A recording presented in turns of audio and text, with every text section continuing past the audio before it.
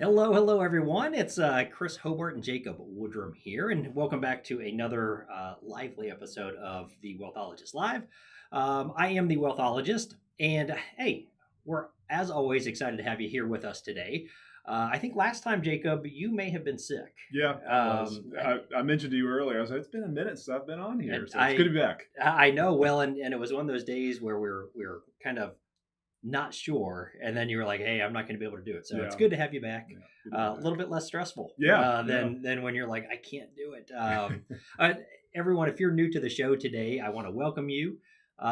If you're a long time watcher and listener, welcome back. Every month we try to take some time to unpack what's going on in the markets and really what it means for folks' money. And Right. and I guess, how do you think strategically about everything that's going on in the world? Because, man, I got to tell you, it's a lot going on. It Seriously. reminds me, I'm not a chess player, right? And it reminds me when you watch people play chess and you see these guys that are just going like so many moves so Right, quick, and right. you're like, what's going on? Sometimes it feels like that. Yeah. And you get to worry about that more than me these days, which is kind of nice. Now, as I'd mentioned, obviously, everyone, we've got Jacob Woodrum here, our lead investment strategist. In a little bit, we are going to have our friend, senior wealth advisor, Andrew Greer.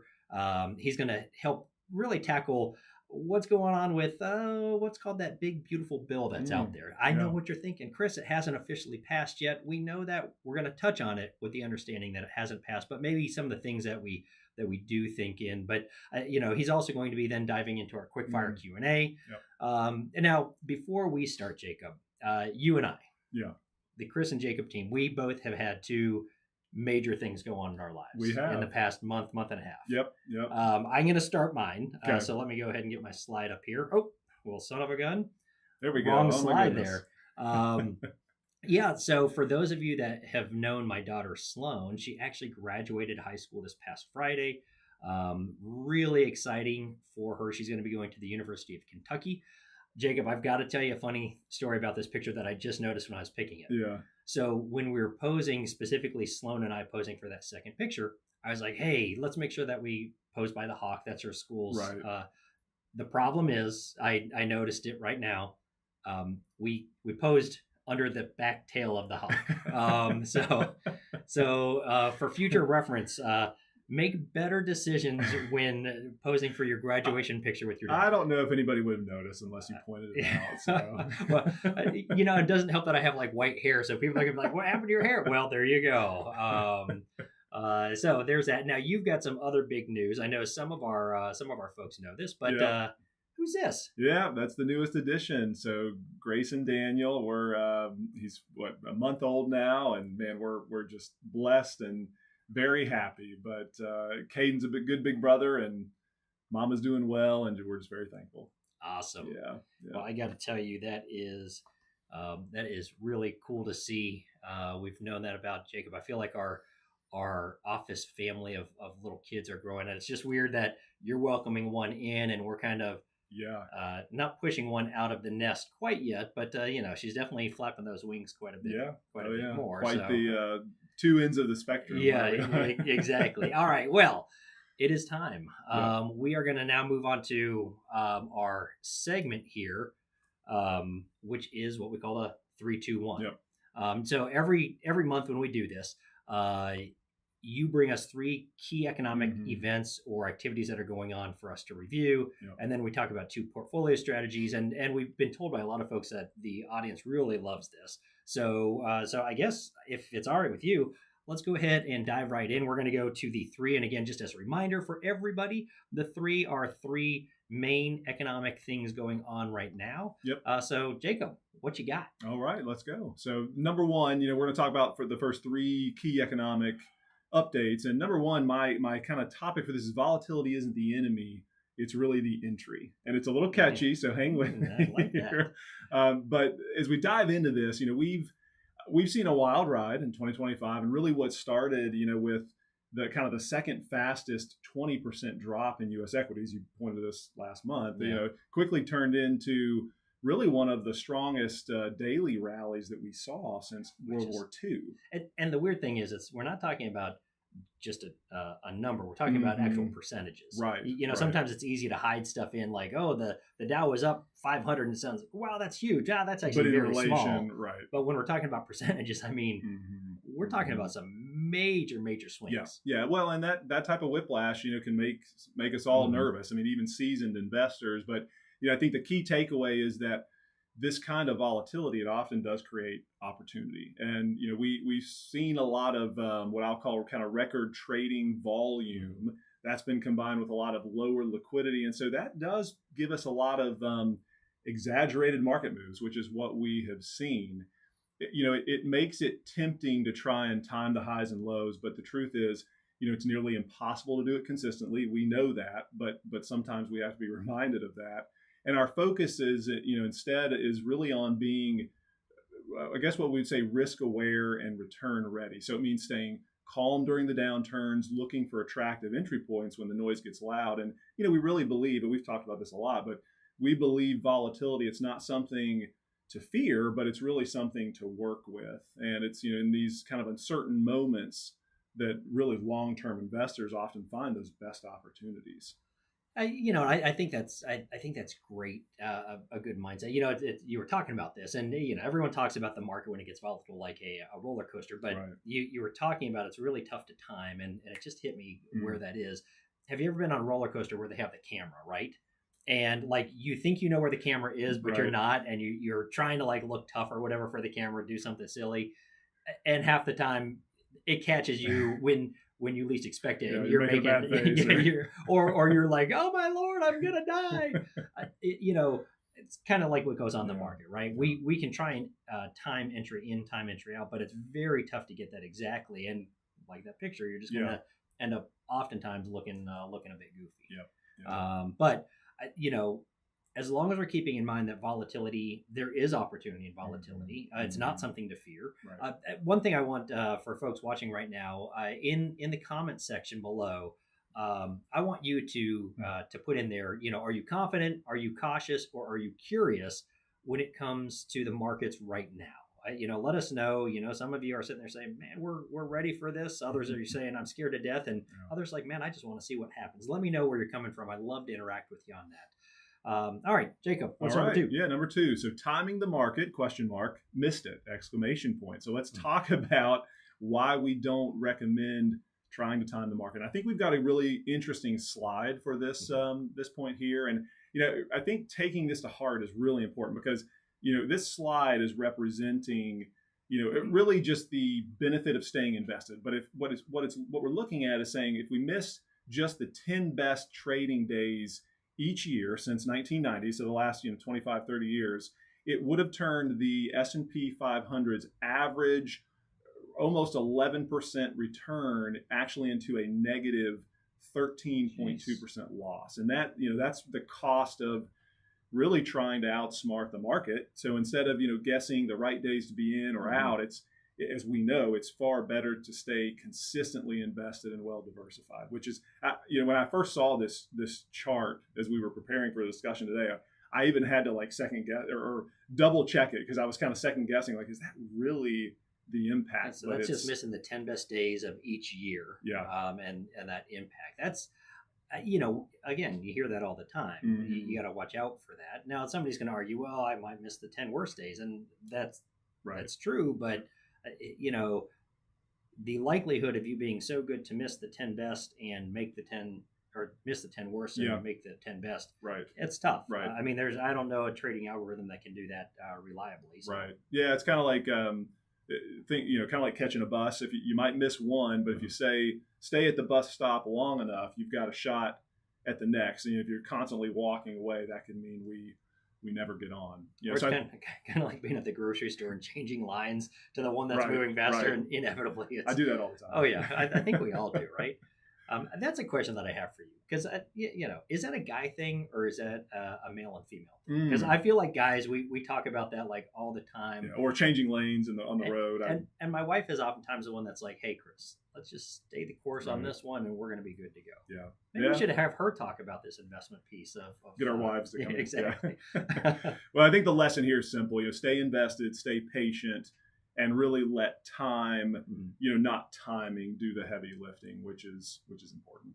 Well, and as I said, that one hits home because trying to guess the perfect moment, Mhm. it's like trying to catch lightning in a bottle, right? Yeah. Consistency really is the superpower, if you Yeah. will, Yeah. of investing. Yeah, no, it truly is. All right, number three. So my topic here is global growth, not just a U.S. story. And I think this is interesting because if anyone's been paying attention to the markets, we all know it's easy to focus on the U.S. and we have that home country bias, which is not a bad thing because the U.S. is And it's pretty been much great the place to be. for a long, long, Yeah, long time. yeah. But we're definitely seeing real potential in global markets too. Especially outside of the U.S. and we've long believed, and we talk about this all the time. But even from an international perspective, just identifying good companies with strong fundamentals that have good growth stories that hasn't changed. But I think what's interesting now is that now that kind of non-U.S. equities, they're starting to show some staying power. And I think a lot of folks kind of look at it and say, oh, well, maybe it's just a short-term trend, but I think it's a trend that might be here to stay. And there's a number of things that we look at to try to help us decide if it's a longer-term trend. But I think it might be a shift worth leaning into. Okay. So something to pay attention to. One thing I'll note too, just briefly, we talk about kind of macro risk, recession. We've talked about this before with folks, but global slowdown, recession's not our base case. It is something it's close. We want to pay attention to it. There's signals out there that we have to watch, like retail sales and jobless claims. But I think it just all of this just reinforces our belief that we got to have thoughtful diversification. And bottom line is growth's still out there, but we just may need to look beyond the backyard for some of that as well. No, and that's great. And this kind of echoes a little bit of the weekly Wealthologist that I recorded for our clients and folks today. Actually, and it's actually around what's happening in the U.S. around our debt, and not the corporate debt, but it's actually consumer debt. Right. I think is it 18.2 or 18.6 trillion dollars, which to put that in perspective is larger than the entire economy of Canada, which that's a number. And what's scary about that is interest rates and all of that. So again, that's what's happening in the U.S. I'd be interested to see what the debt situation looks like overseas as well. Obviously, we can't be the only folks. Right. But all in all, I kind of got distracted there. But I think this is that good reminder to broaden our view. Yeah. And to make sure that we're not so homegrown focused. Because again, the U.S. has been and will continue to be a great economy, but there's also some other good things out there. Yeah. Now, the next segment of what we like to do is the two of our segment. And that's where, Jacob, you talk about the two Hobart Wealth strategies or portfolios that just seem to make sense for folks right now. Not everybody necessarily, but it's a smart thing to consider given somebody's situation. I'd love for you to talk about the two that you selected. Yeah. So today I want to talk about really two strategic moves that we've made across two of our managed portfolios. One are what we call our prime portfolio, and then our income portfolios. Now, within those portfolios, we've got varying degrees of aggressive or conservative. And so almost all of our clients, you guys have exposure here. So I felt this was very appropriate because we made some rebalancing moves. And so I just want to touch on that. We will be sending out some trade notes. Okay. But I think this was a good little teaser or a sneak peek, if you will, just to insight into what we're doing. So we made a small but intentional move by trimming some stock exposure in our prime portfolios. It wasn't a huge trim, but it really just allows us to lock in some gains, because we've seen a good, decent recent rally. But it allows us to do it without pulling back too much. And we're still positioned for growth, but it's just a bit more balanced. And I think that's the key takeaway there. So it's kind of like, easing off of the gas pedal, not because we're necessarily worried, but just because we want to be smart about the momentum. That's the first takeaway. The second takeaway really goes in line with what we're talking about with the international stocks, which is we've boosted some of our more value-focused international stocks. So think like Europe, Japan, and some similar regions. And that really gives us just more diversification and balance, between growth and value. And of course, there's still the conversation and the concerns around what's going on with tariffs. Right. Just this past weekend, I know we got a little bit of headbutting with with Europe and what that looks like. A lot of stuff. But again, it seems like everyone's, everybody gets ramped up and then people calm down a little bit, ramped up and calm down. I guess we're going to continue to see this going on for a while. I think we will. But this is what you've been talking about, is really trying to be agile without being reactive. Yeah. Which in our office we call that smart, calculated, not panicked. All right, so how about the income portfolio? And then with our income portfolios, and I'll wrap up with this, but we didn't touch the stocks. We didn't make any adjustments to our stock exposure, but we did make a couple smart moves on the bond side. And so what we've done is added essentially some shorter term inflation protected bonds that really help us, if inflation sticks around. But we've also broadened out our global exposure, and kind of what I mean by that is we've bumped up our long-term bonds. So, and that helps us to prepare if we have a possible slowdown. So it's kind of like, if you're at the gym, it's like a barbell approach or barbell strategy, right? Heavier on both the short and the long end, but it gives us flexibility in different scenarios, different economic scenarios. And then the other piece there is we've reduced some of our riskier bonds, so like high yield or emerging markets, shifting to higher quality corporates, and that just allows us to stay, more stable and a bit more nimble. Yeah, I think the important thing to think about here is a lot of the bonds that might be more opportunistic, more higher yielding bonds. Those are good when times are very predictable and times are good. Right. When things get a little bit unnerving, that is a chance for us to sit there and say, okay, well, let's kind of hunker down. We might not be able to get the yield that we can get, with some of these riskier plays. But sometimes it's not about going after the riskier thing, and I love that barbell strategy concept. That's a great analogy. It's something that you can really, really sink your teeth into. Right. Now, if anybody that's watching today is wondering how any of the things that Jacob talked about actually applies to your specific portfolio, all you got to do is drop us a note at HeyHobart Wealth. We're more than happy to speak specifically. Okay, within your portfolio model, this is what it looks like. And we can go from there. All right, Jacob, I got to tell you, thank you for doing the 3 and the 2. Congratulations on the 1, I guess. Well, I guess now 2, because you got two little guys, 2 little guys, 2 little girls. Mine are on their way out. Yours are just. I'm getting all the advice from Chris. He's been there, done that. So such great advice. Such great advice. All right. Well, we're going to introduce the next segment, and our next segment is the 1 segment, and this is where we are going to be pulling in Mr. Andrew Greer. So as Andrew gets set up here. Now, what you don't know behind the scenes, I'm going to go ahead and talk about this. Behind the scenes, we've got a real problem here. And the real problem is I am actually slightly above average height. Andrew is not. Andrew is 6'5". I'm 5'10". Jacob, how tall are you? 6'3". 6'3". So anytime we do these, as hard as we work on what we're going to be talking about, half the time it's how do we get camera angles set up so I don't look like I'm.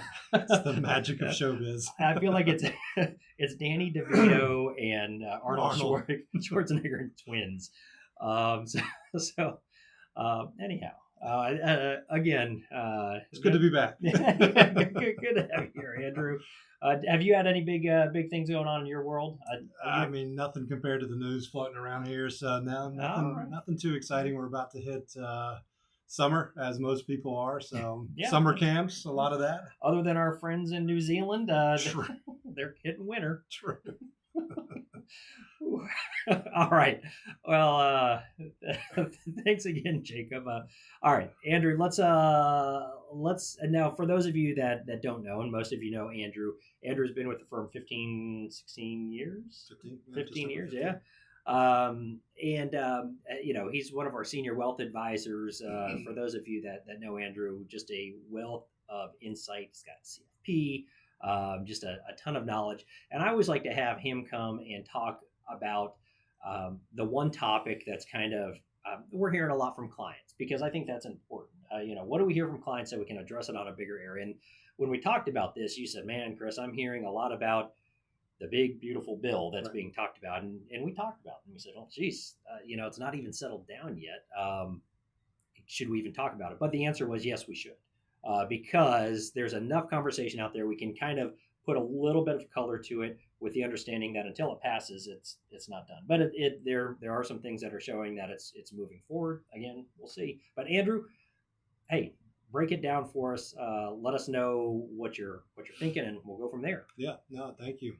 So yeah, a lot of chatter right now, still very preliminary, but hearing enough questions from clients to where it's worthy of putting on the Wealthologist today. So yes, today we're going to be taking a closer look at Trump's what they're calling one big beautiful bill, right? Now, while the bill has passed the majority of the House by the slimmest of margins, it still hasn't been signed into law, and it still faces an uncertain future in the Senate. The proposal combines tax reforms, social program cuts, and a major boost to defense and border funding, and it's all packaged into a single budget reconciliation bill. That's kind of a little bit different. I mean, that's why they're calling it that one big beautiful bill, because typically you got people kind of breaking it up. I mean, right. It's a monster. It is a monster. It is a monster. And I think the important thing is, I know some of you out there right now are saying, well, do they love it? Do they hate it? Look, as with anything, there's some good things in there, and there's also some stuff that's kind of like not great. I think that we can look at that at any political. Our job is not to tell you necessarily, hey, we love this bill, we hate this bill. Our job is really to focus and say, hey, when all of this, comes through, good, bad, or indifferent, how does it impact our clients? And what moves can we make to make sure that you're doing the right thing given the new reality? And I just want to throw that out there, because sometimes clients will come to us and say, hey, can you give us a more conservative perspective, or we'd like a more liberal perspective? We're going to stay pretty even on this, and we're going to say, when we see what comes out, we're going to have the conversation about what it means specifically to you and the rest of our clients. Yeah, that's a great point. I think part of what our clients ask us and look at us to do for them is to remove politics from the conversation. Mm-hmm. It's not about whether we're in favor or against, but how is it going to impact this or that? That's how we see it. You must be talking to different clients, because I talk to the ones that are like, hey, can you talk about this specifically and let this other side know what we think? And yeah. Nope. All right, keep going. Yeah, so we'll jump in. So one of the areas is just massive tax cuts being extended. Mm-hmm. So some of the provisions are being extended from the 2017 Tax Cuts and Jobs Act through the end of 2034. And what's interesting about this, Chris, we've been talking about this for many years. Oh my goodness, what's going to happen at the end of 2025 when the current tax law is sunset? Well, we're starting to get a glimpse of what this could look like moving forward. Mm-hmm. It eliminates taxes on tips, overtime, and even discussion about removing taxation from Social Security income as well. It also raises the SALT, so state and local tax deduction cap, to $40,000. This was something that was reduced to $10,000 over the past few years. Certainly an advantage for higher income earners. Also our friends up in New York, New Jersey, California, some of those higher property tax states mm-hmm. would definitely benefit from something along these lines. The Congressional Budget Office says this could add $4 trillion to the national debt. So there is that. So just some things to consider. So lots of information there. So area number 2, we'll talk about cuts to social programs. Work requirements for Medicaid, restrictions on gender-affirming care and abortion-related treatments. Potentially over $800 billion in Medicaid reductions over 10 years. So again, we're not suggesting one way or the next. Are we for it or are we against it? These are just some of the things that are baked inside of this bill. Number 3, the impact on defense and border security spending. So we're looking at roughly $150 billion being allocated for defense, with a focus on drone technology. I remember my wife making fun of me 10 years ago for getting a drone, and little did she know I was on the forefront of a multi-billion-dollar industry. I'm just happy you're not the one controlling the drones at the border, because I remember watching some of this drone work you had. It was pretty good. It was pretty good for an amateur. Keep telling yourself that. Will do. Another $70 billion for border security, including roughly $50 billion for walls. So topic or impact number 4 on the economy. Supporters say it could raise median household income by about $5,000. Critics, on the other hand, say it could push mortgage rates above 7%. I just saw and just spoke about this actually in Weekly Wealthologist. Right now, I think it's 93% of mortgages, the average rate is 4.2% right now. So it's actually relatively low. I think the concern is if we start seeing that, does that slow down people being able to buy properties? Are they having to get smaller properties? Quite frankly, if you've got a good mortgage, you're not going to sell. And if you've got anything variable, that could be a bit scary. Absolutely. But again, these are the two political sides saying, hey, this is the bad side. The other side saying this is the good side. Some of this stuff, it's really tough. I will say, just as a quick side note, I found a publication that I think is really good that is really down the line where they say, okay, here are the facts and here's the liberal viewpoint, and here's the conservative viewpoint. It's something called Tangle. I don't know if you've ever heard that, but anybody looking for that, it's just it's a news organization that's really trying to stay down the middle and not give perspective, but instead show both sides so you can kind of, when you do hear the news, you can say, okay, now what's the other side thinking and hearing? So, and we try and do that here as well. But anyhow, I think just a good recommendation for folks. Yeah, so maybe to wrap it up, so we've passed the House by 1 vote. We're facing GOP pushback in the Senate. Experts are saying tariffs can't cover the costs, could hurt growth. So lots to unpack here. As we said, still very preliminary. This thing can go in a million directions. We've seen it before. I would venture to guess we can dedicate another Wealthologist in the future once we find out what this all looks like. I wonder if this is going to be the like interest rates. I feel like a few years ago, it was every time we were talking interest rates. This might be something that we're going to be talking quite a bit about, I would think. I would imagine so. But Andrew, thank you. Again, we talked about should we cover this or not. A lot of information, but a lot to digest. But I think you did a great job, kind of giving us that bird's eye view, or shall we say the drone's eye view, because apparently Andrew's an expert drone operator. Now you know.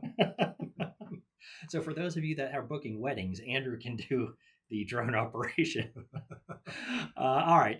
So one thing I would love to do, other than picking on Andrew, because I've known him so long, I'd love to hear from you what part of the bill that's being projected or talked about, by Andrew and I, what would impact your life the most? Is it the tax law changes? Is it the social programs, the defense spending?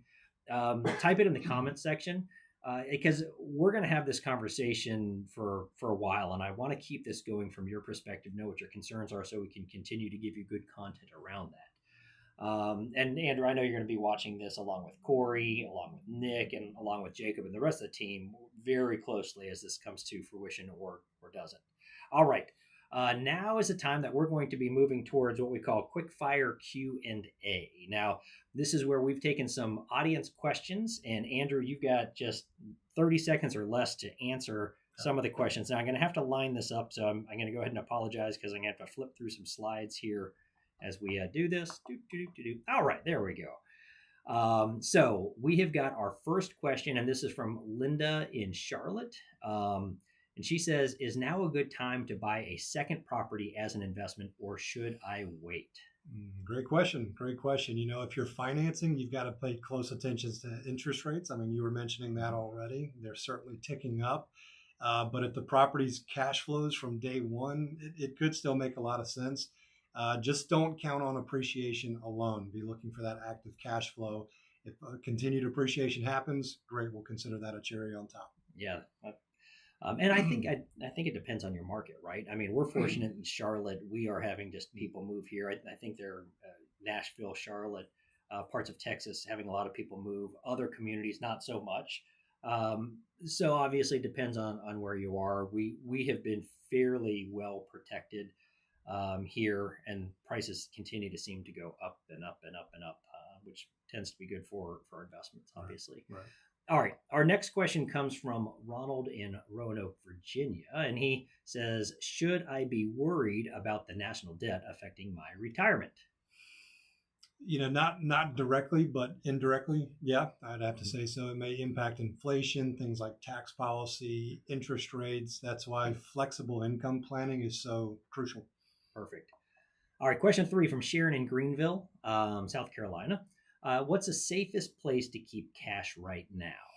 Keep cash and keep it as dry powder. High yield savings or even short term treasuries are kind of a very popular strategy right now. Look for FDI insured options. And really, the going rate, we want to make sure we're targeting interest rates around 4 to 5% at this point. All right. And our last question is from Greg in Savannah, Georgia. He said, is Social Security really going to run out? We never get this question. No. It's a valid question. Lots of concern out there, but I would say short answer is no, but it could be reduced. So unless reform happens, future benefits may be adjusted. We plan for that possibility, but total depletion, most likely not. All right, Andrew, fantastic job. I appreciate you taking the time to answer those. It's tough to answer some of those in 30 seconds because there's so much more that goes behind all of that. Yeah. Now, folks, I'm going to encourage you, if you want your questions featured in a future show, all you got to do is shoot them to us as an email, or when you're in the office and you're with one of the advisors, just let them know. But if you email us, send it to heyhobart@hobartwealth.com. We also do have a YouTube channel where where about 3 times a week, I'm featuring one of these questions and going into greater depth. It's not a 30-second answer, usually 2 or 3 minutes of an answer to your question. So depending on how deep your question is, we'll either have it on here or we'll have it on the YouTube channel. But be sure to go there and check that out. We've had a lot of people really enjoy that. All right. Well, as we are wrapping up today, I want to just leave you with a thought, because right now, as we've talked about, there's a ton of noise out there, from politics to interest rates to global events. The most powerful thing that you can do is stay focused on your plan, your goals, and your strategy. It doesn't mean that you become an ostrich and bury your head in the sand, but instead focus on stability, what I'd consider real stability, because it doesn't come from the outside. It comes from the inside, and having a plan that's working and knowing that your plan over a period of time is going to be your guide and your guiding light. And this is just about being prepared, about taking the time to actually have the structure in place and making sure that you've got that comfort and that the plan is actually meeting your needs. All right, next month, when we do the Wealthologist Live again, we're going to be back. We're going to be talking about inflation at that time. We're going to be talking about some different fixed income strategies out there. And we're also going to be looking at how do we navigate the second half of 2025 and what that looks like. So you're not going to want to miss this. I want to thank you for being with us today. Huge thanks to Jacob and Andrew for your insights. I think that was really helpful. Now, maybe today something you want more information on. Don't hesitate to reach out. We are here for you. Again, all you have to do is email us at heyhobart@hobartwealth.com. As always, I'm Chris Hobart, the Wealthologist, Andrew Greer and Jacob standing over there. And we encourage you, be well, be intentional, and we're going to see you next time on Wealthologist Live.